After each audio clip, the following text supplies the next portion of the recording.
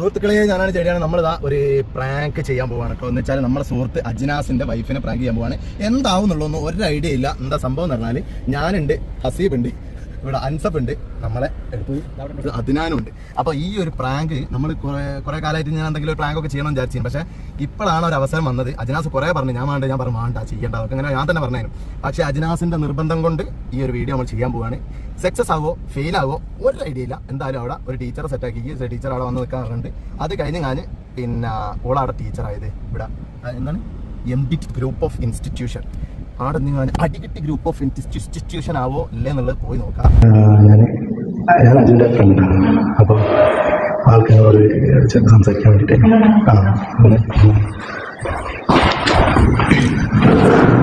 ഒന്നല്ല. നിങ്ങളെ പേരെന്താ? പിസ. ഈ അജ്നാസ് പറയുന്ന ആളെ അത് ഒന്നും ഉണ്ടായിട്ടില്ല. ഞാൻ 2 വർഷം മുമ്പ് ഞാൻ ചെറുതായിട്ട് എൻഗേജ്മെന്റ് വേണ്ടി അവിടെ പോയത് എൻ്റെ ഉള്ളിൽ.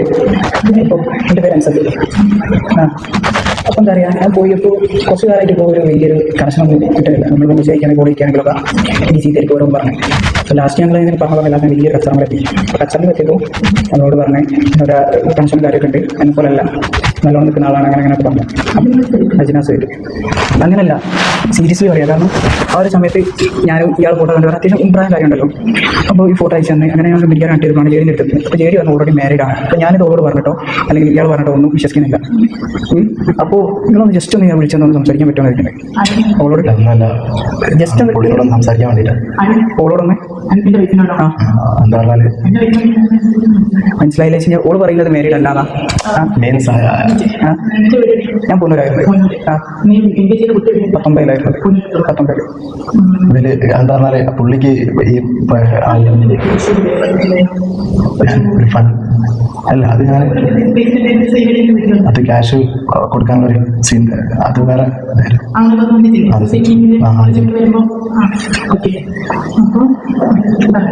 ഒന്ന് വിളിച്ചാൽ സംസാരിക്കാൻ പറ്റുമോ? ഒന്നുമല്ല, ആൾക്ക് ആവശ്യം പറഞ്ഞാൽ ഇതൊക്കെ കൺഫേം ചെയ്യാൻ വേറെ ഒന്നുമില്ല. ഇതാണ് അല്ല എന്നുള്ളത് ഒന്ന് കൺഫേം ചെയ്യാം. ഞാനും അതാണ് പറഞ്ഞത്. പക്ഷേ എങ്കിൽ പുള്ളി ഞാൻ സംസാരിച്ചു നോക്കിയത്. അപ്പോൾ പുള്ളിന്റെ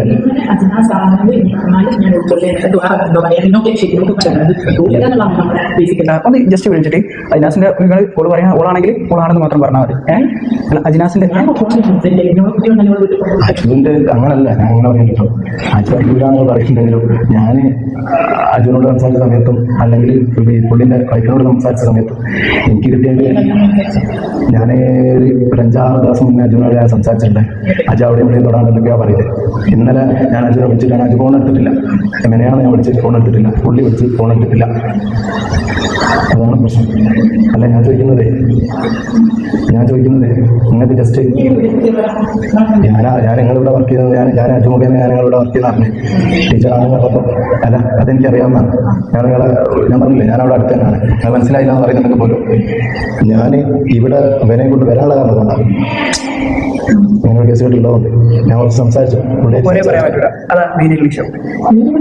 ഒരു കാര്യത്തിൽ ഞാൻ ഉൾക്കൊള്ളില്ല. കാരണം ആദ്യം അല്ല 3 വർഷം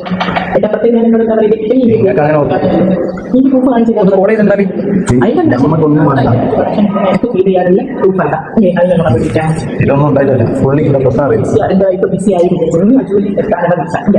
വെച്ച് കഴിഞ്ഞാൽ അവളെന്നെ സംസാരത്തിൽ പറഞ്ഞതാണ്.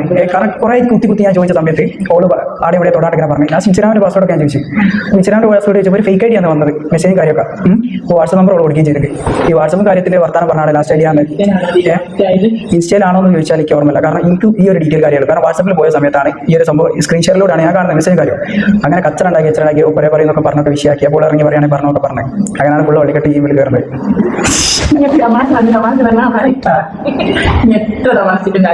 അപ്പൊ ഹാപ്പി ആനിവേഴ്സറി.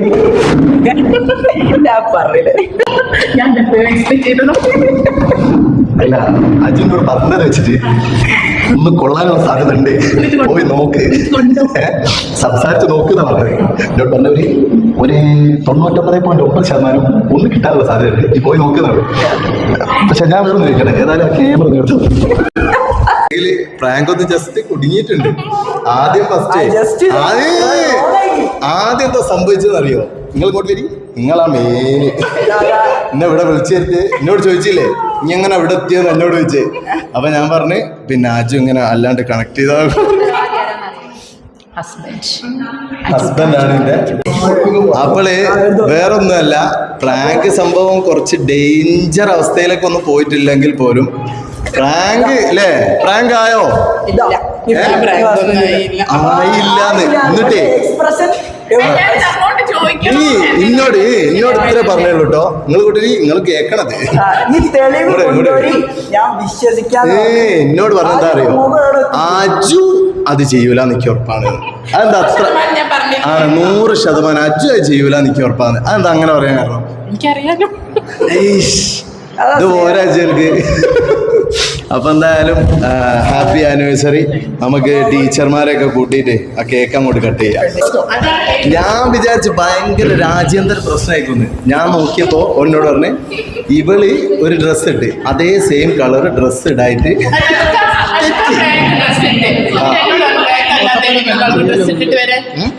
അതൊരു ചെറുത്തരാണെന്നാണ് നമ്മൾ പറഞ്ഞത്.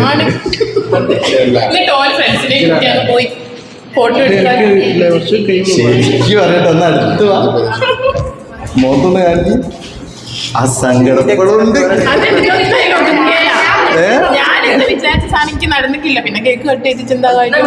പക്ഷെ വേറൊരു കാര്യം ഞാൻ പറയട്ടെ, അജുവിന് സ്നേഹമുണ്ട്. അതുണ്ട്. അത് എവിടേക്ക് മനസ്സിലാക്കിയാ അറിയോ, ഇന്റെ അജു അത് ചെയ്യൂലെന്ന് പറഞ്ഞേ. ഇന്റെ അജി അത് ചെയ്യൂല. വേറൊരു പെണ്ണിന്റെ പേര് പോവാ, വേറെ എന്ത് കേസാണെങ്കിലും ഞാൻ ഓക്കെ പറഞ്ഞു. പക്ഷെ വേറെ പെണ്ണിന്റെ പേര് പോയി ഞാൻ സമ്മതിക്കൂല. ഞാൻ വിചാരിച്ചു കിട്ടിയെന്ന്. കുറച്ചുകൂടി കഴിഞ്ഞതിനെ ഒന്ന് ചിരിച്ചിട്ടല്ലേ നോക്കാൻ മാത്രം. ഇനി ഇങ്ങോട്ട് വാ, ഇനി ആടെ നിക്കല്ലേ. നിങ്ങളെ മനസ്സിൽ എന്താ അറിയോ,